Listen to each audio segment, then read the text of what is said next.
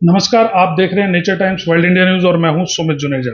आपका स्वागत है हमारे चैनल वाइल्ड इंडिया न्यूज़ और नेचर टाइम्स पर। आज हम एक विशेष चर्चा करने जा रहे हैं जिसका संबंध वन जीव संरक्षण, इको टूरिज्म और बाघों के जीन पूल से है। और हमारे साथ में है वर्ल्ड विल्डरनेस कांग्रेस ट्रस्ट के चेयरमैन सुनील मेहता जी। नमस्कार सर। सबसे पहले हम इको टूरिज्म पर बात करना चाहेंगे। इको टूरिज्म की वाइल्ड लाइफ संरक्षण में क्या महत्वता है और इसे कैसे बढ़ावा दिया जा सकता है, इसके बारे में देखिए, इको टूरिज्म इसलिए बहुत ज्यादा जरूरी है क्योंकि इको टूरिज्म नहीं होगा। अगर टूरिज्म होता है तो लोग आते हैं तो एम्प्लॉयमेंट मिलता है। तो जो जंगलों के आसपास के रहने वाले गांव वाले हैं, जो लोकल कम्युनिटीज जो कहते हैं, उनको एक रोजगार का साधन मिलता है। तो जो भी इको टूरिज्म हो वो इस बात को ध्यान में रखते होना चाहिए कि वो लॉन्ग टर्म हो, सस्टेनेबल हो, और उसमें कैसे लोकल कम्युनिटीज को एज अ पार्टनरशिप बना के, एज अ पार्टनर बना के उनको इन्वॉल्व किया जाना चाहिए। अगर वो इन्वॉल्व नहीं होंगे तो ये सस्टेनेबल नहीं होगा, लॉन्ग टर्म नहीं होगा। तो इसी को ध्यान में रखते हुए हम जो भी कार्य कर रहे हैं आगे, हमको यही सोचना है कि हम कैसे इको टूरिज्म को बढ़ावा दें। हमने महाराष्ट्र में एक कोकून कॉन्जर्वेंसी करके हमने चालू किया, एक नया प्रोग्राम है, एक नई सोच, एक नया इनिशिएटिव है, जिसमें हमने कम्युनिटीज को इन्वॉल्व किया टोटली। तो वो कम्युनिटीज हैं जो एक गरीब किसान जो साल का खेत से और कृषि से उसकी आमदनी 5 से 10 हजार रुपए पर एकड़ साल में होती है। तो वो जब खेत बोता है तो उसके पास, क्योंकि जंगली जानवर आते हैं, वो क्या खेत चर जाते हैं। जब जंगली चरने वाले हर्बीवोर जाएंगे तो पीछे कार्निवोर जाएंगे तो उसको खेत का तो नुकसान, उसकी उपज का तो नुकसान होता ही है, पर साथ में जो नुकसान होता है जान माल का भी होता है। अगर टाइगर आएगा या कार्निवोर आएगा तो होगा मैन एनिमल कॉन्फ्लिक्ट होगी। मैन एनिमल कॉन्फ्लिक्ट में आदमी तो मरेगा ही मरेगा, पर यह भी निश्चित है कि टाइगर या तो मरेगा या कारावास में चले जाएगा, उम्र कैद में चले जाएगा। अपन देखते आ रहे हैं कि एक बार जैसे ह्यूमन डेथ होती है, टाइगर को अंदर कर दिया जाता है।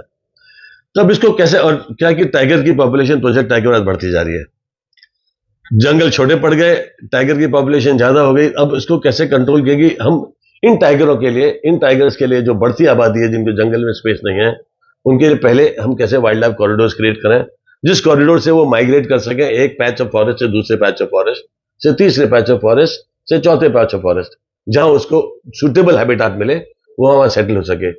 सबसे पहले तो हमारा जो कॉरिडोर है वो फ्रैगमेंट हो गया है, डेवलपमेंट, रोड्स बन गई, शहर बढ़ गए, तो उसको कैसे रिस्थापित करें। दूसरा, फॉरेस्ट को कैसे बढ़ाएं। फॉरेस्ट को बढ़ाने के लिए थाउजेंड्स ऑफ एकड़ जो जमीन खरीदी पड़ेगी। मैं नहीं समझता कि सरकार के पास फाइनेंशियल संसाधन इतने हैं कि वो इतनी जमीन खरीद सके। दूसरा, खरीदना अगर चाहे भी, संसाधन हो भी, तो क्या एक किसान जो अपने पूर्वजों की जमीन आई, जिससे उसका इमोशनल और सेंटिमेंटल बॉन्ड है, उसको बेचना चाहेगा? अगर दो ने बेचा और दो ने नहीं बेचा तो फिर सारा पर्पज ही खत्म हो गया, क्योंकि बीच में लोग बसे हुए हैं। तो हमने इस कोकून कॉन्सेप्ट क्या किया कि जो गांव जो जंगल के चारों तरफ है और जहां पे मैन एनिमल कॉन्फ्लिक्ट होती है, जहां पे हर्बीवोर्स आके क्रॉप रेडिंग करते हैं, हमने उन किसानों से बात करी कि तुम जंगल में अपनी जमीन में उपजाओ मत, आप इस जमीन के मालिक रहो, पर आप उपज मत करो। उपज होती भी नहीं है आपकी, क्योंकि जमीन वैसे भी डिग्रेडेड है। हम उसके एवज में जो आप 5,000 रुपए साल पर एकड़ कमाते हो, हम आपको 15 से 20,000 रुपए पर साल पर एकड़ देंगे फॉर नॉट कल्टिवेटिंग, जो आप उपज नहीं लें, और for rewilding of the land.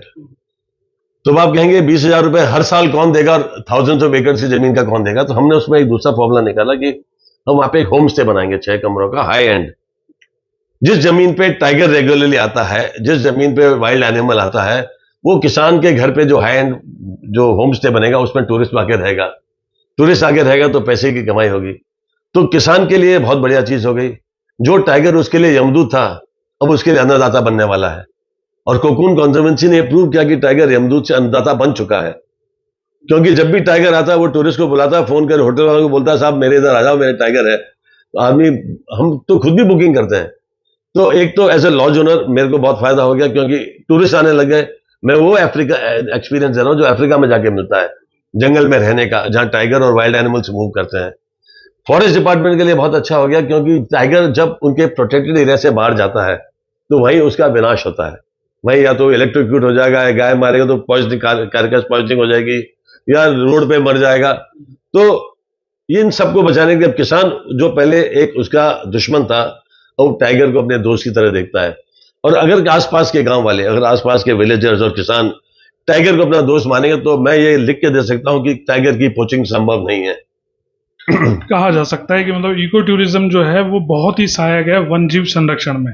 अगर सर हम बात करते हैं कि सरिस्का टाइगर रिजर्व में इलेक्ट्रिक बसों का संचालन, जैसे कि वहाँ पर एक मंदिर है पांडुपोल हनुमान जी का, बहुत फेमस मंदिर है सर, तो वहाँ पर इलेक्ट्रिक बसों के लिए आपने सर एक मुहिम छेड़ी थी और आपने काफ़ी, इस बारे में हमने जो है काफ़ी मीडिया में भी आया, उसके लिए क्या कहेंगे सर कि भाई कितना ज़रूरी है सर कि इलेक्ट्रिक बसों को, और क्यों ज़रूरी है उसके ऊपर थोड़ा सा ध्यान आकर्षित करें। देखिए, सिरस्का में जो पांडुपोल हनुमान जी का मंदिर है, वो सदियों से चला रहा है।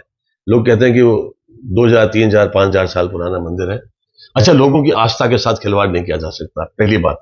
दूसरी बात, जंगल के अंदर जो कार्बन जो उत्सर्जन हो रहा है और जो उसको कैसे रोका जाए, मतलब जो जंगल एक क्रिस्टीन हैबिटेट होना चाहिए, उसके अंदर लाखों टन हर साल कार्बन उत्सर्जन हो रहा है, जिसको भी रोकथाम करनी है। तो उसके लिए कोई बैलेंस सोच होनी चाहिए थी। तो हमने ये प्रपोज किया था, मैंने खुद ने पर्सनली प्रपोज किया था, मैंने सीएम को भी 2-3 चिट्ठी लिखी, स्टेट वाइल्ड लाइफ बोर्ड में भी मैंने बार बार ये मुद्दा उठाया कि ये बहुत अति आवश्यक है। फॉर्चुनेटली अभी जो मेरी चिट्ठियां थी, उस चिट्ठी के बेसिस में शायद माननीय उच्च न्यायालय, मैंने माननीय न्यायाधीश की उनकी नजर पड़ी, उन्होंने इस मुद्दे को खुद ने भी उठाया और मेरे ख्याल से राज्य सरकार को उन्होंने निर्देश दिए हैं कि मार्च 2025 तक कैसे न कैसे ये उपलब्ध कराई जाए। सर आपने बाघों के जीन पूल की अगर हम बात करते हैं, तो बाघों के जीन पूल पर भी आपने एक शुरुआत की थी, एक सजग करने के लिए लोगों को और साथ साथ सरकारों को भी, कि भी बाघों के जीन पूल की जो समस्या है वो आगे आने वाले समय में बहुत ही ज्यादा मतलब डेंजरस होने वाली है। उसके ऊपर आप क्या कहेंगे कि किस तरीके से उसको मैनेज किया जा सके सर? देखिए, मैं शुरू से कहता आ रहा हूं कि जो राजस्थान के बाघ है, मैं राजस्थान के बाघ को बेसिकली रणथंभौर के बाघ मानता हूं। वहां से सारे बाघ जो फैले गए, और राजस्थान एक ऐसी जगह की जहां पे माइग्रेटरी कॉरिडोर्स नहीं है कि बाहर के प्रदेश के बाघ आ रहे हो, अपना आप स्वतः आ रहे हो, स्वतः जा रहे हो और जीन पूल की वृद्धि हो रही है। तो अगर वैसे देखा जाए तो 1980s में जब सिरिस्का बाघ विहीन हो गया था, तो रणथंभौर में भी बहुत एक्सटेंसिव पोचिंग हुई थी। तो करीब 11 से 13 टाइगर बचे थे, जिसमें से सिर्फ 2 मेल बचे थे और दोनों मेल बाप और बेटे थे। तो अगर वैसे देखा जाए तो राजस्थान की पूरी टाइगर पॉपुलेशन एक बाप की पैदाइश है। तो इनब्रीडिंग तो है, इनब्रीडिंग डिप्रेशन का मैं बहुत टाइम से कह रहा हूं, इनब्रीडिंग डिप्रेशन है। दो चीज सामने जो उभर के आ रही है और जो बढ़ती जा रही है, एक तो बाघों में नपुंसकता। सिरिस्का के बहुत से बाघ ऐसे निकले हैं जिन्होंने एक भी बच्चा नहीं दिया। उसके 2 कारण हो सकते हैं, एक तो नपुंसकता, दूसरा सिरिस्का वैली में जो डिस्टर्बेंस है, मेन जो वैली है वहां पे टूरिज्म का जितना नहीं जितना टेम्पल टूरिज्म का डिस्टर्बेंस है। दूसरा एक गैस्ट्रो इंटेस्टिनल प्रॉब्लम, बाघ T24 को देखें, उस्ताद से लेके अभी तक जितने भी टाइगर आ रहे हैं राजस्थान के, उन सबको गैस्ट्रो इंटेस्टिनल डिसऑर्डर आ रहा है। तो ये एक इनब्रीडिंग डिप्रेशन का है। बहुत से लोग महकमे वन विभाग महकमे में बैठे लोग इसको मानते नहीं है, पर 2021 में national centre for biological sciences की एक स्टडी आई, जिसमें उन्होंने कहा है कि राजस्थान के बाघों में सबसे ज्यादा इनब्रीडिंग डिप्रेशन पाया गया है। और उन्होंने यहां तक कहा है कि यहां पूरे राजस्थान के बाघों का विलुप्त होने का भी खतरा है। इतनी बड़ी बात उन्होंने कह दी और हमें ये सोचना है। आज हमें बाहर से टाइगर हमारी जनसंख्या बढ़ाने के लिए नहीं चाहिए, हमें हमारे को बाहर से टाइगर चाहिए जीन पूल में वृद्धि करने के लिए। और जब तक ये जीन पूल में वृद्धि नहीं होगी, जो जीन पूल वृद्धि नहीं होगी, तो ये जो इनब्रीडिंग डिप्रेशन का खतरा है ये हमारे सिर पे मंडरता रहेगा। मैं फिर कहता हूं, मैं हमेशा कहता रहा हूं, इसी तरह आंख बंद करने से कबूतर आंख बंद करता तो बिल्ली गायब नहीं होती है। खतरा हमारे सामने है और ये खतरा बढ़ता जा रहा है। इसके बारे में सोच विचार करके जीन पूल की वृद्धि के बारे में हमें सोचना पड़ेगा। सर बाघों के संरक्षण की बात चली रही है, तो इसमें अगर हम बात करते हैं अभी जो टाइगर क्रिटिकल हैबिटेट जो है उनके आसपास में जो होटल्स बने हुए हैं, उनके आसपास में कुछ रिजॉर्ट्स भी हैं, इस समस्या को लेकर आप क्या कहेंगे सर? ये समस्या है कहाँ? सर देखा जाए तो आज जैसे अभी लेटेस्ट कई ऐसी जगह पर जैसे सरिस्का के आसपास काफी सारे होटल्स हैं। देखिए, होटल्स तो आएंगे, सिरिस्का टाइगर रिजर्व में इको टूरिज्म को बढ़ावा देने के लिए होटल्स आएंगे। होटल्स आएंगे तो लोगों को एम्प्लॉयमेंट मिलेगा, डायरेक्ट एम्प्लॉयमेंट मिलेगा, इनडायरेक्ट एम्प्लॉयमेंट मिलेगा। रणथंभौर एक बहुत बड़ा एग्जांपल है। रणथंभौर में होटल आए, रणथंभौर आज सवाई माधोपुर राजस्थान के मोस्ट प्रॉस्परस डिस्ट्रिक्ट में से आ गया है। तो उसका कारण एक ही है, रणथंभौर। तो वो होटल तो आएंगे, हम चाहेंगे होटल आए, पर ऐसा नहीं हो वो होटल वहां नहीं आए जहां पे एक तो जो माननीय सुप्रीम कोर्ट के आदेश है उनकी कहीं अवहेलना हो, दूसरा जो टाइगर्स के रूट है उन रूट पे कहीं होटल नहीं आए, जो उनका जो माइग्रेटरी रूट्स है, जो उनका जहां पे विचरण है वहां पे होटल नहीं आए, तो उनकी जो नेचुरल हैबिटेट है वो डिस्टर्ब नहीं हो। बाकी मैं ये जरूर मानता हूं कि होटल्स जो कैरिंग कैपेसिटी एक पार्क की होनी है, उससे ज्यादा होटल नहीं आनी चाहिए, क्योंकि अपन ओवर एक्सप्लॉयटेशन जो फॉरेस्ट का होगा वो भी फॉरेस्ट के लिए और वन्य जीवों के लिए हानिकारक होगा।